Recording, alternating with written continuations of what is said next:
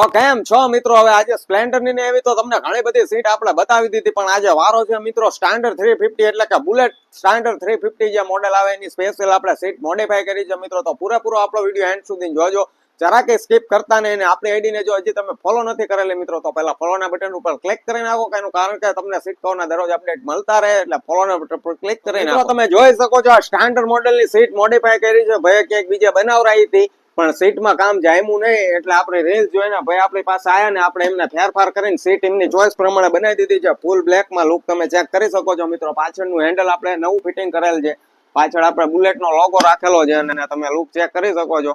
Perfect finishing સાથે કામકાજ આપણે ભાઈને કરી દીધું છે અને લુક તમે જોઈ શકો છો. આપણે નીચે આપણે જે બોર્ડર આવે એ બ્લેક ફૂલ રાખેલી છે.